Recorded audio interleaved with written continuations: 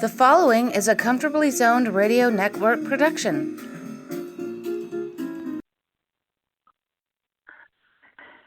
Thank you, Tally Olson. I am back. You are comfortably zoned with Tokin Jew in Alameda. Tokin with an I.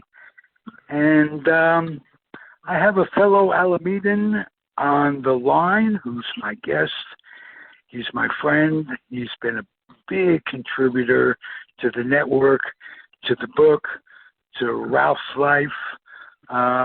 Jerry Feitelberg, welcome back. Well, thank you, Ralph. It's always a pleasure to be on the podcast with you. And, I happened to be in Alameda yesterday because I did covered the game between the A's and the Twins yesterday at the Oakland Coliseum. And I drove over to my daughter's house to get something, and I came back down the peninsula. So just a brief visit in Alameda yesterday, but the weather was gorgeous yesterday. Oh, it is here today. We're blessed weather-wise. Jerry, this is along the lines of a serious podcast. We're not going to talk baseball. We're not going to talk life. Other than you are the pharmacist of the year were the pharmacist of the year in California in 1995. So I'm going to rely on your expertise and have our audience get exposed to what's good and what's bad, what works and doesn't work with our healthcare system. I'd like you, along the way, to explain how HMOs came into being and the advantages of them for the consumer and the disadvantages for them as a consumer. And I'd like you to talk about the part that the insurance companies play in all of that. And one more thing, I want you to discuss Obamacare and how that's helped and what's going on. So I'm going to turn it over to you, Jerry, and I'll just be a yes man and start with whatever it is you want to talk about. Sure. Let's do a little bit of history. When I was young and growing up in Boston, and when you were growing up in New York, people had freedom of choice. They could go to any doctor that they wanted to. They would buy their health insurance, and they go to any doctor or any pharmacy. There were no networks. There was none of this. You wanted to go see Dr. Bloom, you went to see Dr. Bloom, you paid him a bill, he gave you a receipt, you submitted it to the insurance, and you got 80% back. And when it was $5, so you got 80% back of $5, which was, if my math is correct, $4. And right. So you only had $1 out of pocket to pay your bills.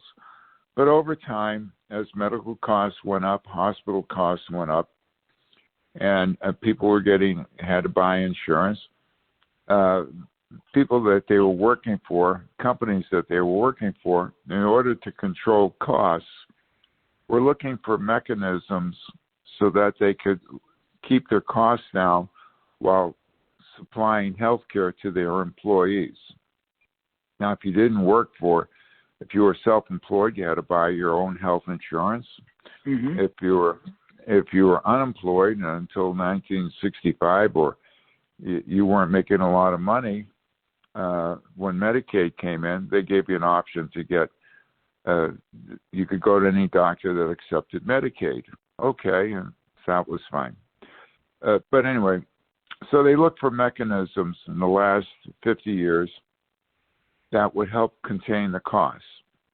A health maintenance organization is like Kaiser Permanente. They were one of the first health maintenance organizations. They started way back in World War II when the employees of Kaiser Steel needed to get health care during World War II, they put together the clinics and they provided the care. Now, the Kaiser system is essentially a closed system.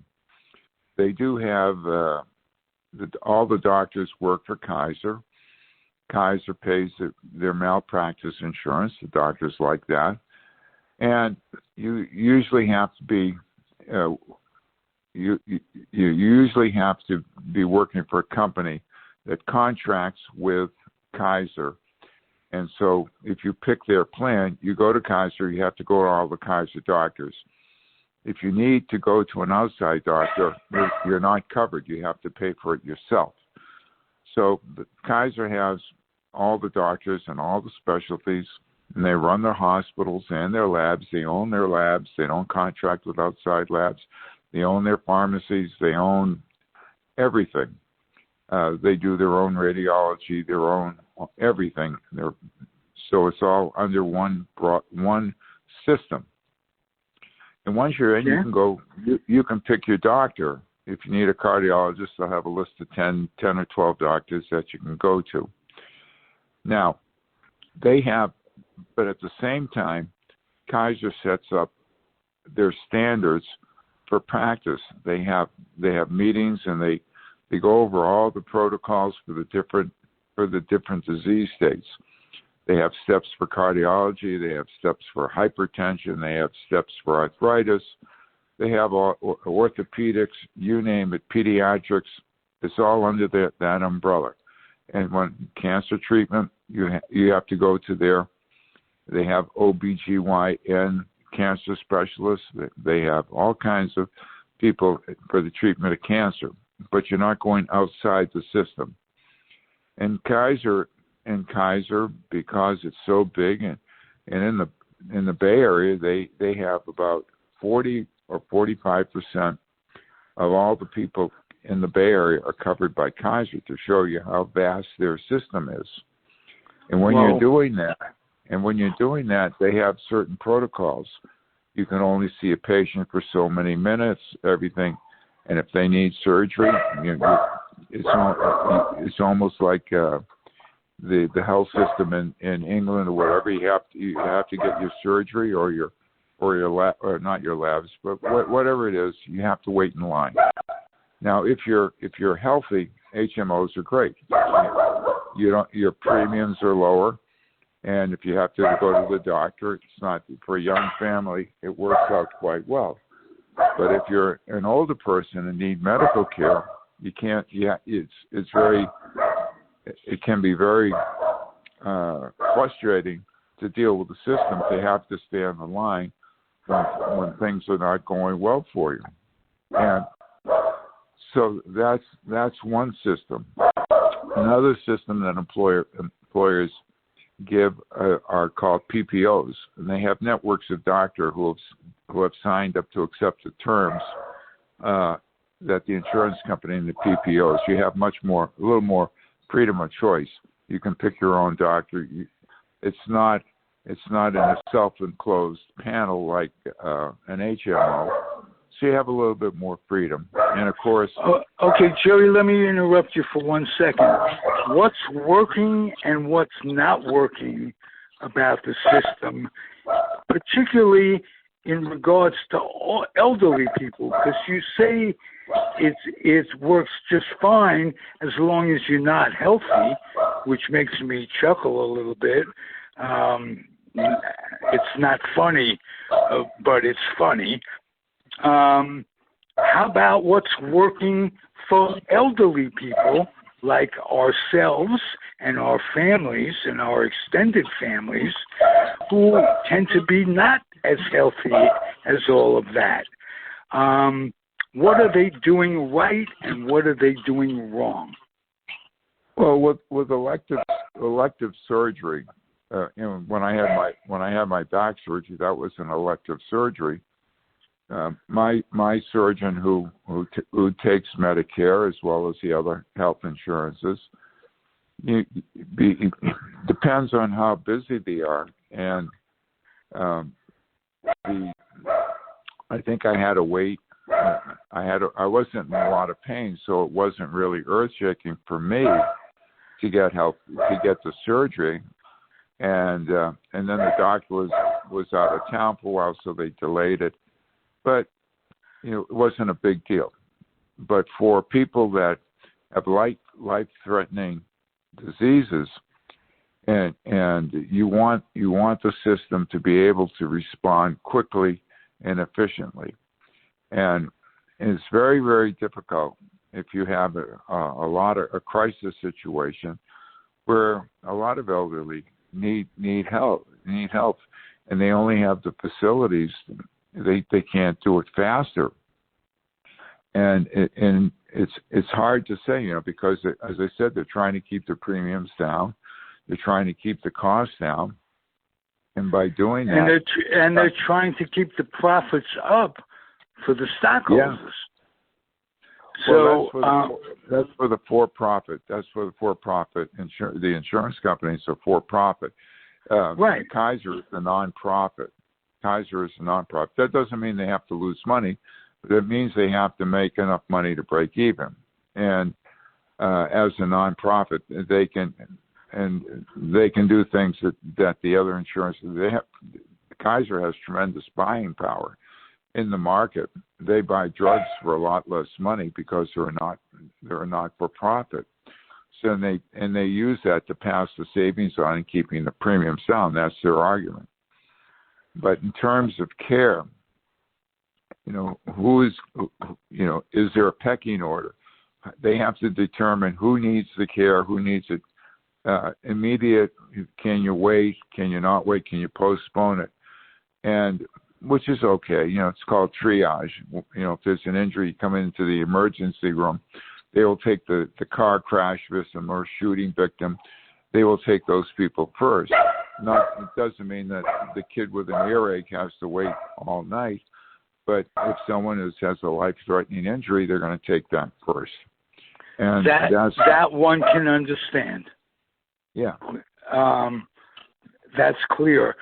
What are people most dissatisfied with Kaiser? Well, I think the long waits for elective surgeries. As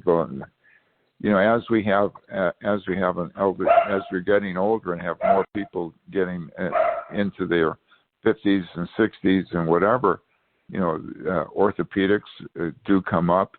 People need knee replacements. They need hip replacements. And as there are more and more elderly people accessing the system, if they don't have enough doctors in the system, you're going to have waits of long time, and people get very dissatisfied with that.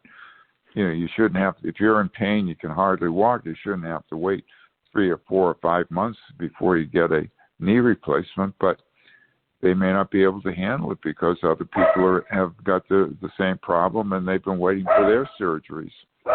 And that's I read because, as you know, I have a dear relative that's going through some cancer treatment and is enrolled in Kaiser at the same time. I read some Yelp reports, Kaiser Permanente, Oakland. If you go to Yelp, the overwhelming amount of people that are dissatisfied, that give negative comments, is because the staff does not communicate with the patient's family or the patient. And I find that to be so true. What can be done about that? I don't know. That's a very valid point, because the size of Kaiser, and they see so many people, and they don't necessarily respond. If you call in, you get a recorded message and you leave a message. They might call you back. They might not call you back. And that's what frustrates people. Well, one can learn to work the system properly, but there's no training course in that. And when you're faced with the emergency, it takes it took our family 2 or 3 weeks to get any kind of response from them and learn how to work the computer system and the call-in system, and they don't teach you. It can be done, but only at the expense of some great emotional upheaval, because people that you care about are going through this, and you feel helpless that you can't help them more, and it really sucks. And most people know that, but I'd like to know what can be done, not just about Kaiser, about improving the medical situation as it is. What are steps for the future? Yeah, it's a real serious problem, and I've had several doctors stop taking Medicaid because the reimbursements are too low. They would have to see too many people. They couldn't give the proper care. I'm seeing that in some doctors who are giving up Medicare, and some of the people, especially down in Silicon Valley, have concierge doctors where they pay a fee every month for whatever amount that they charge, but they can access the doctor 24/7. The doctor will take your calls, that type of thing. But that's an expensive way to do it, and people can't afford to pay health care insurance and then pay another $300 or $400 a month for a concierge doctor. But it's meeting a need that people feel frustrating. They can't reach their doctors. They call on Monday, the nurse calls them back on Friday or whatever. It's just too long a waiting period. My surgeon, who is giving up his practice at the end of June, he has been looking. He's an orthopedic spine surgeon, and he was looking to bring someone into the practice. The problem is that the reimbursements on Medicare just aren't sufficient to sustain the doctor's ability to pay their malpractice insurance and to live in the Bay Area. And doctors make good income. You take a doctor, he might make $300,000, $400,000 a year. But when you're looking at homes on the San Francisco and on the peninsula and everywhere, where the real estate is going for millions, $1 million, $2 million, $3 million, $4 million. If you're making $400,000 and the cheapest house is $3 million, you can't make your mortgage payment. So the doctors are going to areas where they can make the same amount of money on Medicare, Medicaid, whatever, but they're living in areas in Texas and New Mexico, let's say, where they're going to afford to buy a home for a lot less money. And it's a real problem in California. So there may be a shortage of doctors in California, and if you have a shortage of doctors, what does that mean? You're going to have waiting times, more and more waiting times. You're not going to be able to find a doctor who will take your insurance, and this is a real problem. And Kaiser has become so monolithic, and with 40 or 45% of the market in San Francisco, your choices become more and more limited. Do you go with Blue Cross? And if you go with Blue Cross, or you buy even through the California Care, which is Obamacare, you're getting private insurance, but at what cost? It's very, very expensive. And if you're not in a group, it's going to cost you more. So it's difficult times for people in healthcare. It really is. Right. Do you see the light at the end of the tunnel? Or is this just going to be something that's left in Congress's hands to take care of? Well, those guys will screw it up. They've the one political party doesn't want to spend any money on health care for anybody. And the other guys are the ones that came up with the HMOs. So who knows? Who knows? I can't count on the politicians to do the right thing. the days of being able to pick your own physician and be responsible for your own health care, take care of it yourself, are long gone. Some of the hospital systems, though, are pretty good. They've got pretty good websites.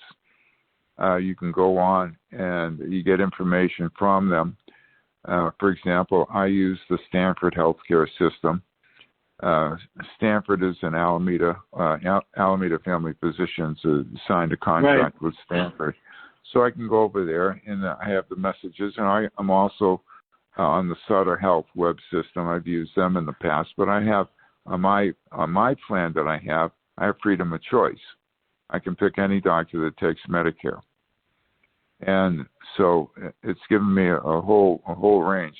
When I was with Kaiser, I had the same problems that you did. I think I told you the story, the horror stories. When I had my prostate cancer, and I had I don't know how many zaps of radiation I had. I don't remember. It was 28 or 32, whatever it was. Wow. And a year later, I experienced the side effects of the radiation, and it took months. I needed a colonoscopy, and they wouldn't order it for me. The PCP wouldn't order it for me. They ordered a sigmoidoscopy, and they said, "Yep, you're bleeding." Okay, what are you going to do about it? Hydrocortisone suppositories. Well, that didn't do anything.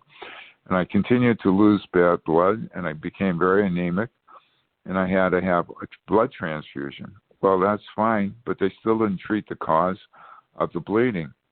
And finally, I got referred. I got a colonoscopy after several months of asking for a colonoscopy from the PCP. And as soon as I went on the table, the doctor saw what was going on and referred me to the gastroenterologist that had to do the surgery to correct it. But I couldn't see him for 3 weeks, and then I couldn't get the surgery for 4 more weeks, and I'm still losing blood. And I was doing a fill-in job for Rite Aid up in Montclair. And my car was parked up on a small hill. I could barely make it up the hill, and that was it. I stopped doing relief work, and finally, when I had the surgery, I had to have another transfusion. The doctor was away. There was an order for the transfusion, maybe, or they didn't send it anywhere. And I called all week long. I said, "I need a blood transfusion. I'm having surgery on next Monday." They didn't respond. They just said, "Well, we don't know anything about it. Dr. Smith is away." Finally, on Friday night, Dr. Smith calls me and says, "I've set you up for the emergency room at Kaiser Oakland tomorrow on Saturday." And I went into the emergency room. I'm getting the transfusion. And the ER doctor says, "What the hell are you doing here?" I said, "I'm here for a transfusion." I said, "Well, you shouldn't be here." I said, "Well, talk to your doctor across the street. I was supposed to have the transfusion at your transfusion center sometime last week, and it got screwed up, and they sent me here today." Yeah. I said, "Don't complain to me. Talk to the doctors across the street. If anyone screwed up, it was them."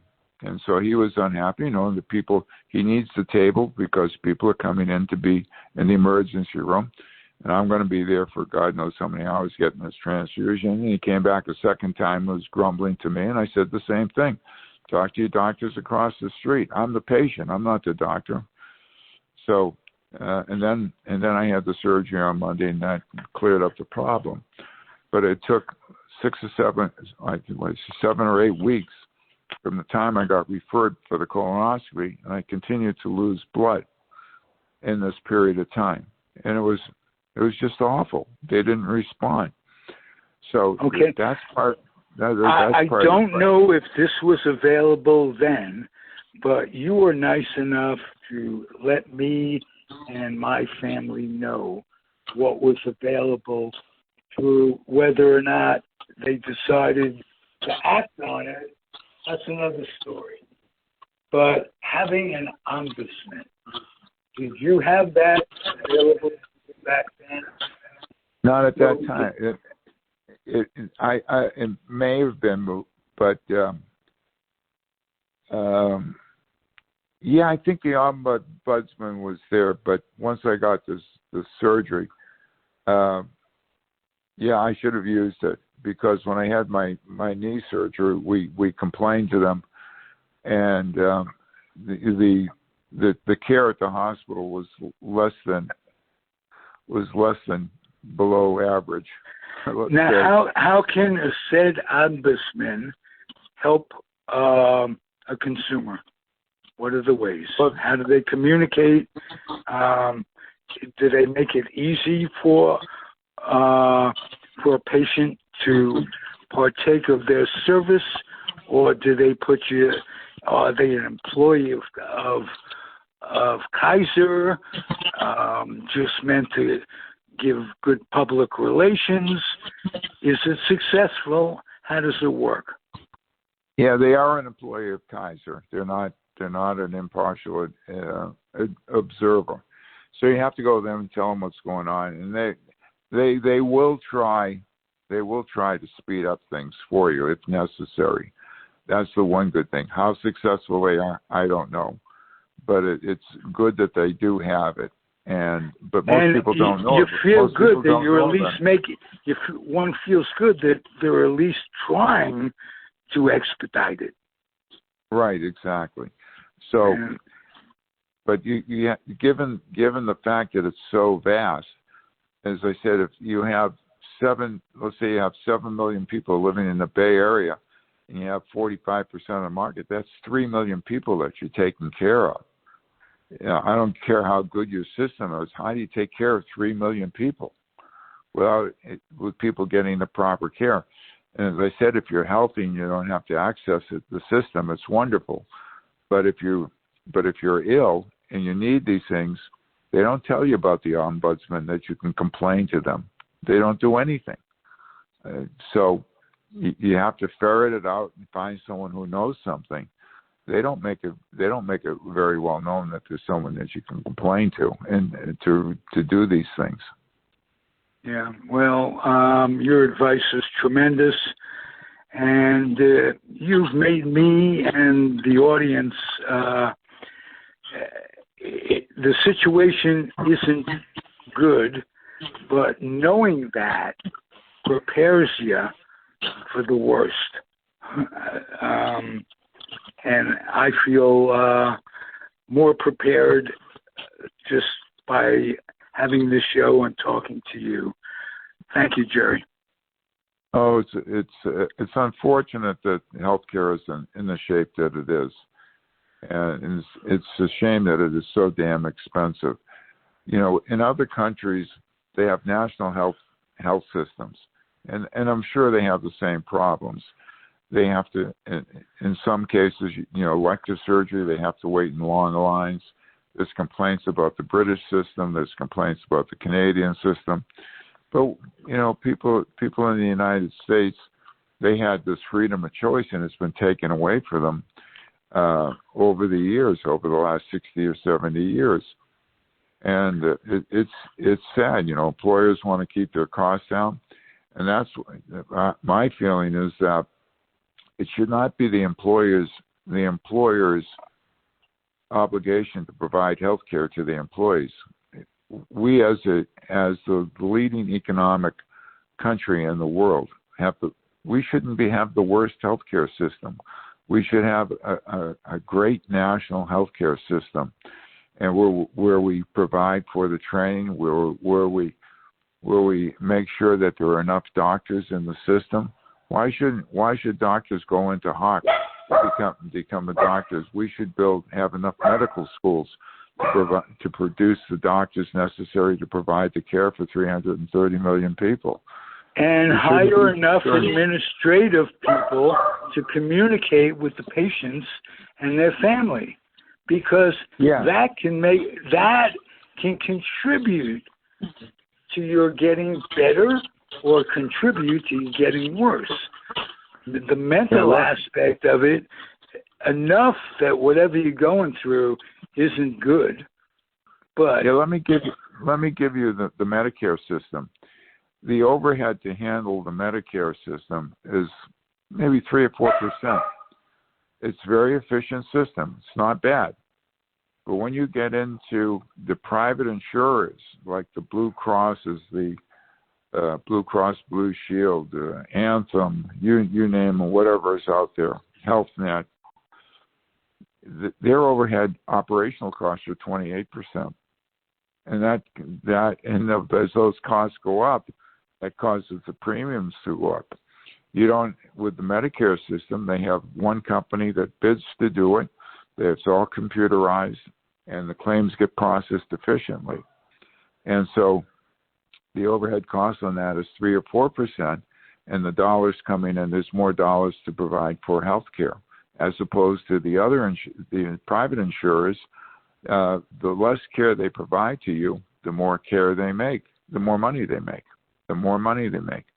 And that's why in a lot of these HMOs, when you go for your prescription drugs, it's not on the formulary. The formulary, the Kaiser has a formulary, and the doctors have to use the drugs on that formulary. They will get drugs if it's life-threatening. If they have to do it, they'll get the patient the drugs. But the doctors know the course of treatment for these things. They have step therapy is what they call it. And the private insurers are trying to do the same thing. And part of the reason on the drugs was that with the drugs on the formula, they were getting rebates from the drug manufacturers, kickbacks, if you will, bribes, if you will. They have the drugs on the formulary. So if you need this particular cardiac drug, they said, no, that's not covered. You have to use the other one. But if the doctor wants to change it, they have to write for get prior authorization. That takes time. That takes money. That causes the price of drugs or administration to go up. So you have all this going on. Kaiser doesn't have that because they have their therapeutics committee. They make the decisions. And what can I tell you? That's what you have to live with. And you don't know this is going on. As a patient, all you want to do is get treated. You want to get better. You want to get the proper treatment. With cancer therapy, you want the drugs to work, and you want the treatments. If you have to, as my wife went through, she had to have surgery, she had to have radiation, she had to have chemotherapy. And I have to say that they worked. They did some good in the beginning. At the end, they didn't do so good. So, what can I tell you? That's Kaiser. Okay, Jerry, thank you. Okay, Ralph. Next one will be hopefully we'll be talking about baseball or sports or the basketball playoffs. Or whatever you want to talk about, make it a little bit more lighter. Well, I just, having gone through this now, we're going through this for almost 3 months, and it tears on everybody, and it's very cathartic to hear your voice. Okay, well, thank you, Ralph. I wish Tally's sister well. And I hope the PET scan will work. I hope it shows good progress. And good vibes to her. How about that? Yeah. If I prayed for her with my spiritual history, she'd probably get polio. So yeah. So I'm just going to send good vibes. How about that? That's all you can do. All right. Be well, Jerry. We'll talk soon. Okay. Take care. Thank you for listening, everybody. We were blessed Pharmacist of the Year in California, the entire state of California. And we had him on, Jerry Feitelberg. We have him on a very regular basis. He was featured in my book as in his role of the A's pharmacist. And Jerry, you're a delight. If you're still there, if you're not, you'll hear this. Oh, good. I'm glad. Say hello to your lovely Isla, and stay healthy, and keep on keeping on. Okay, yep. I'm going for my walk now. Gotta get my exercise in. Get the little beeper, the battery in your little watch thing, so you're not missing any steps. You got it. All right, my friend. Be well. Bye-bye. Thanks for listening, everybody. Comfortably Zoned Radio Network. I am Ralph Tycho, the Tokin Jew. Tokin with an I. Be well. The proceeding has been a Comfortably Zoned Network production. You are advised to keep your dreams wet, your humor dry, your children and grandchildren out of military recruiting offices and off the laps of clerics who wear dresses. Thank you for listening, everyone. Happy trails.